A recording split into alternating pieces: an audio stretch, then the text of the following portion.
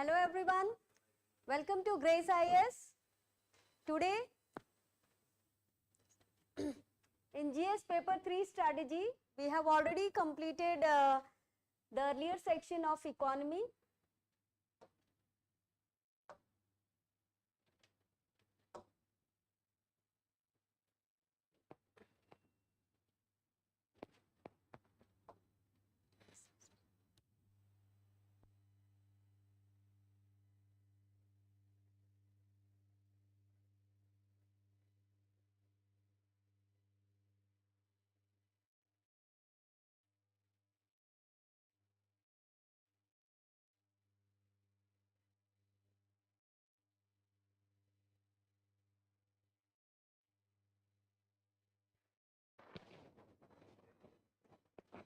Hello everyone, welcome to Grace IAS UPSC guidance series of GS paper 3 strategy. GS paper 3 we have completed the economy section, we have completed the rest of PPT.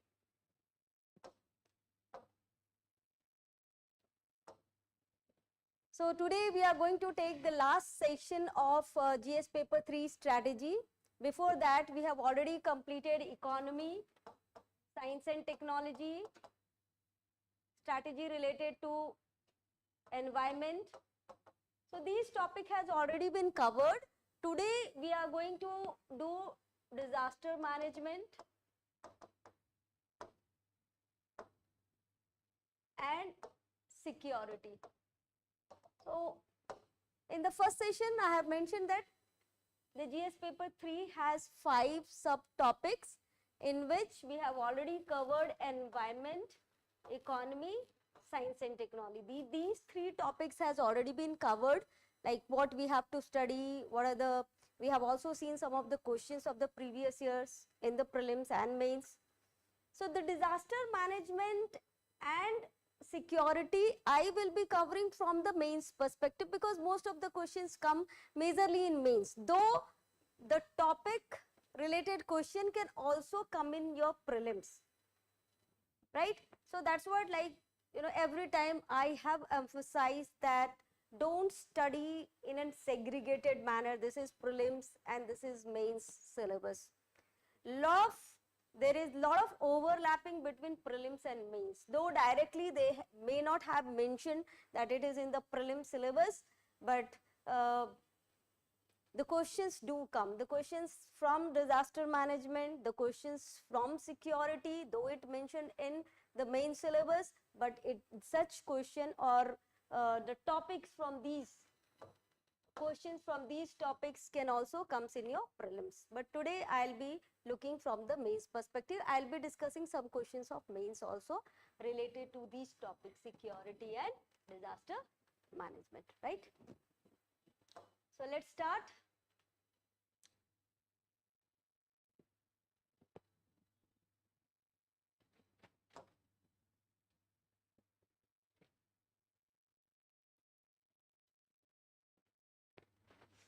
So look into the weightage. Let's look into the weightage and then we'll move forward with the syllabus and so on.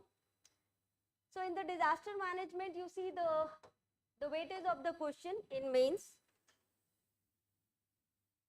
So some year they had asked 45 marks question also, but some year they had asked just 10 marks question also, isn't it?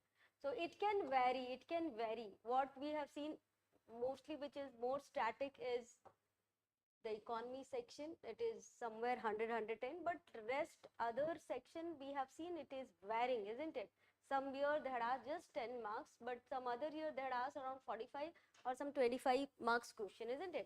Similar way, security questions also you see, 2024 they had asked of 35 marks, but 23 they had asked of 50 marks, and 2022 they had asked on 55 marks, isn't it? So the marks keeps on varying.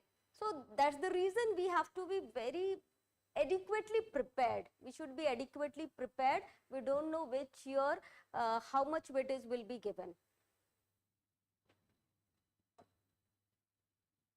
So let's look into the syllabus of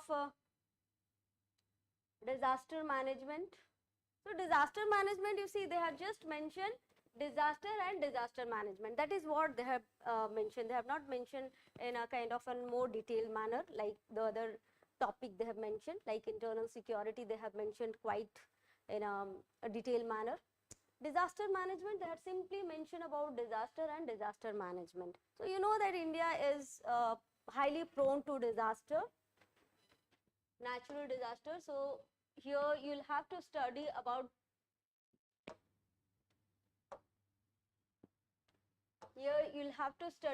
both natural disasters and man-made disasters. So what are man-made disasters and what are natural disasters?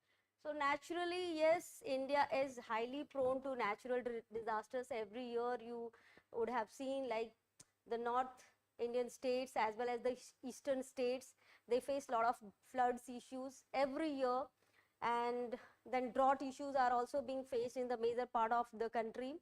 Earthquake, India is very much prone to earthquake also, particularly the Himalayan regions, they are very much prone to earthquake and all.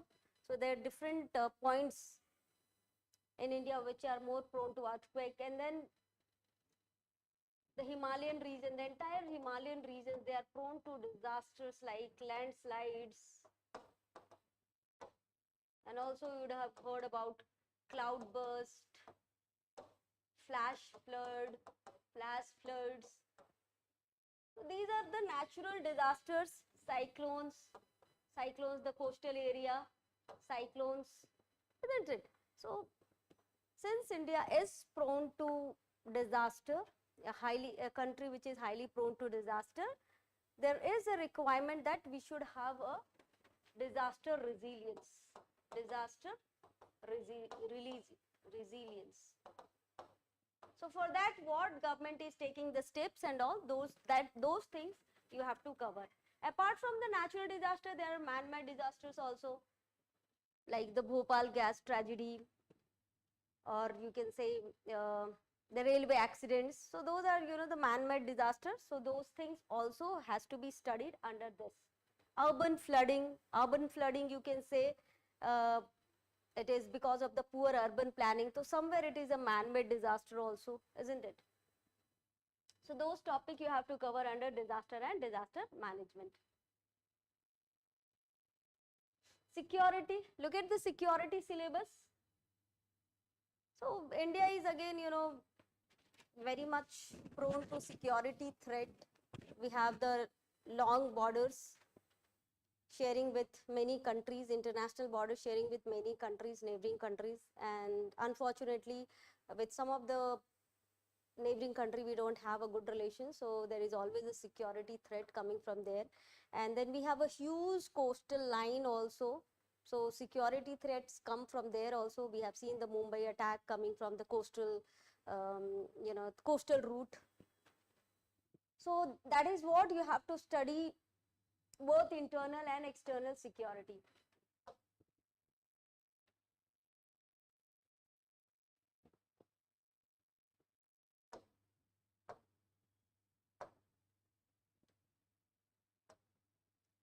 Linkages between, so let's look into the syllabus. Linkages between development and spread of extremism. So here basically about Naxalism and all, you will be studying about Naxalism. Linkages between development and spread of extremism. So more particularly Naxalism. Apart from that, insurgency in Jammu and Kashmir, northeast region, that will also come. So the model of development is such where the people feel that the development is not reaching to them. That may lead to a kind of an anger or some kind of an frustration against the government, and they can take up law and order in their hand. So that is what is being reflected in terms of Naxalisms in your states like Jharkhand, Chhattisgarh. Chhattisgarh is mainly infested with Naxalism, right? The Red Corridor, that is the Naxal area. Then insurgency in Jammu and Kashmir and Northeast, that is what you will be studying under this topic. Then role of external state and non-state actor in creating challenges to the internal security. So how the external state, like for example Pakistan, you know that there is a cross-border terrorism, and not only cross-border terrorism, cross-border support, which creates problems related to extremism or militantism or extremism in state like Jammu and Kashmir, isn't it? So the role of external state and non-state actors in creating challenges to the internal security.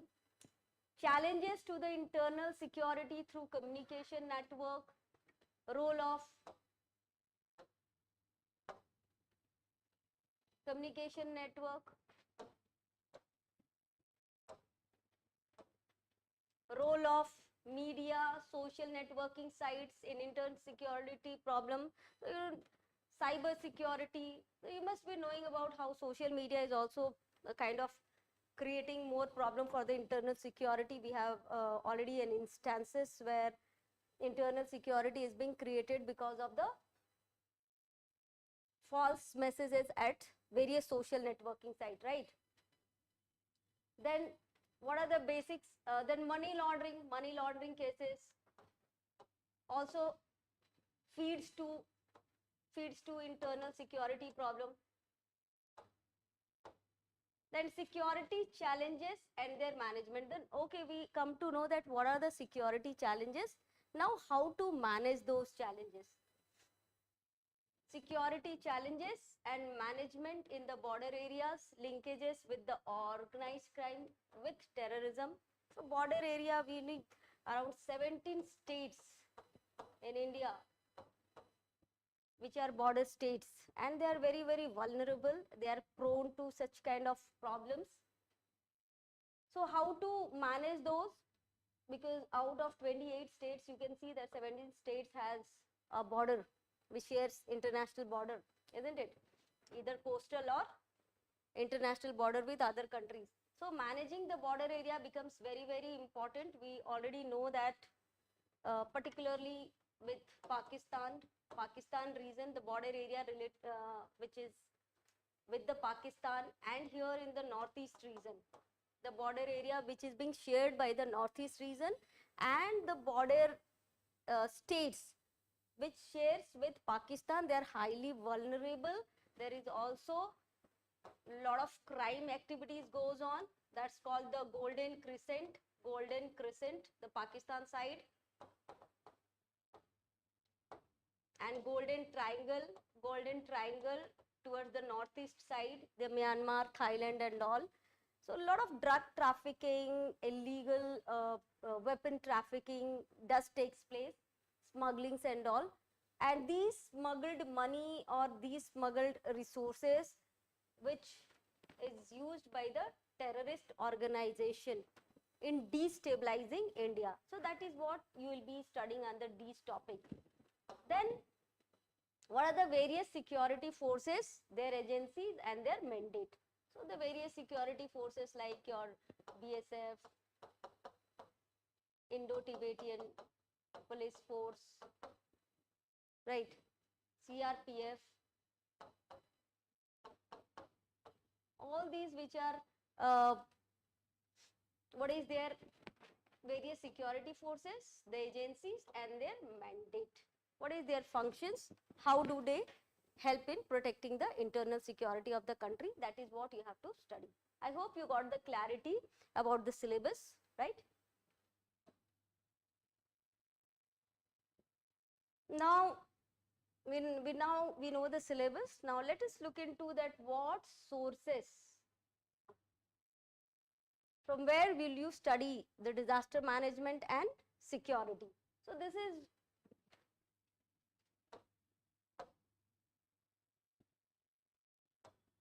one book, Internal Security and Disaster Management. This has been made as per the UPSC syllabus. So this you can go through, where internal security and disaster management topic will be taken care of. And then there is another book, Challenges to Internal Security by Ashok Kumar. This you can study particularly for internal security. This is again, you know, it is meant for the UPSC and various competitive examination. So these two books would be quite enough to study the portion of disaster management and security. Apart from that, for security, you can go to this website, Institute of Defense Studies and Analysis website. From there also you can update the informations and all. Then for disaster management, textbook on geography and environmental science will be helpful. It will give you the basics. It will give you the basics that what are the disasters and which part of India is affected by which type of disaster, what are the various policies and program to deal with those disasters. So the basic understanding you will get about the disaster and all. Please study NCERT books on geography and environment, right? Apart from that, for disaster management, you can also go through the government publications and reports like National Disaster Management Authority under the Ministry of Home Affairs and the National Institute of Disaster Management. So these are the important source. These will be helpful for updating. The basics you can study from these books. These two books we have mentioned. Apart from NCERT, updation, this one you can do for security updation from here, and for disaster management you can do updation from the various reports on National Disaster Management Authority as well as National Institute of Disaster Management, right? Now let's look into one mains questions on disaster management, and we'll also look into one mains question on security, so that you will get an idea that what types of questions being asked. So this is 2024 mains question. Flooding in urban areas is an emerging climate induced disaster. Climate induced disaster. Discuss the causes of this disaster. So what are the causes of this disaster? Mention the features of two such major floods. So what are the major floods? You have to give the example in last 2 decades. They have mentioned 2 decades also, so you can't go beyond that in India. So be careful while reading the question. Please look at the keywords, because your answer, if you are not answering or fulfilling the demand of the question, it absolutely has no meaning, and you will not be getting good marks, or you won't be getting proper marks even if you have written your answer. Describe the policies, frameworks in India that aims at tackling such floods. So talk about this quite recent phenomena where the urban cities, they are getting flooded. Like we had Bangalore, flooding in Bangalore 2022, Chennai floods 2015, Mumbai flood, massive Mumbai flood 2005.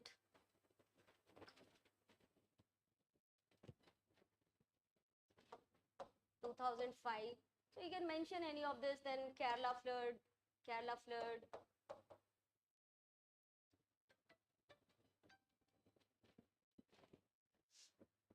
Right, so any two you can mention. And what is the reason? You know the reason.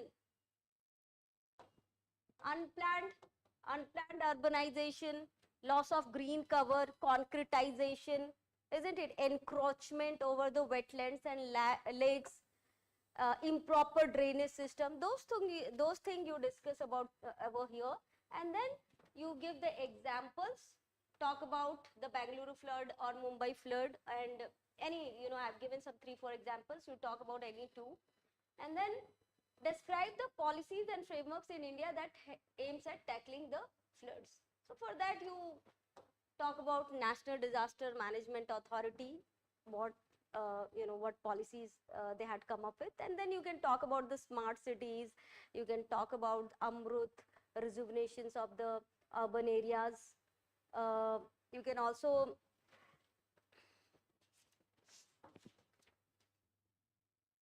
also talk about National Disaster Management Guidelines 2021. So I think that should be more than enough. One, you can talk about National Disaster Management Guidelines. Then you can talk about Atal Mission of Rejuvenation of Urban Infrastructure, Smart Cities. These 2-3 points should be more than enough. And this is how you end your questions. I hope you got some idea that how to deal with such kind of question.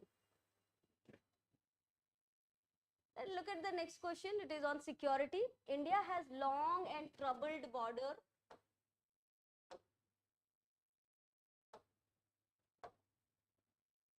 India has long and troubled border with China and Pakistan. Examine the conflicting issue. What are the conflicting issues and security challenges along the border in general, and more particularly about the China and Pakistan they have talked about. Also give out the development being undertaken by in these areas under the border area development program. Now this is something very specific plan of the government that you must be knowing about, and border infrastructure and management. So talk about China and Pakistan. So what are the issues? So I think most of you would know that we are facing a lot of trouble with China, the Galwan clash, Doklam issues and all, along the line of actual control and the McMahon line. So talk about that. Then with Pakistan, Jammu and Kashmir has always been a trouble case, line of actual control and all. You talk about those. And we had a huge border of more than 3,000 kilometers sharing with China and Pakistan. And it's a huge long border, right? So managing along the border, it is not an easy task. It's a very, very difficult task. And already we had a conflict both with China and Pakistan. So mention about those in relation with the current issues, current problems. And then talk about the contribution of border area development program and border infrastructure and management, BIM and BOM. Right? So border area development program is basically taking care of the development of the border areas, which are or the cities or villages which are located near to the border areas, and not only providing the infrastructure related to security, but also other infrastructure like health, education, skill development, all is being taken up by the border area development program, right? Border infrastructure and management is more related with building infrastructure along the borders. Like in Ladakh, recently they had this, they developed an helipad, and also they are developing good road connectivity. They are also developing bridges and all for the faster movement of troops and logistic, right? And also they are taking care of the surveillance through unmanned aerial vehicles and all. So this is what you have to write about BIM, and we have just discussed about BADP. So this is how you'll be able to write a good answer. Remember that you have to address each part of the question.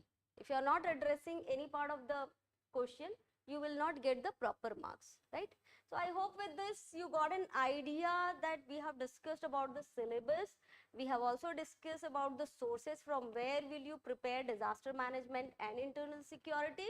And then we have discussed one question, mains question, recent 2024 on disaster management as well as on security. So you get in some idea that this is how the questions are. Particularly when you look at the question, you get an idea that will give you a good direction how your study should move forward, right?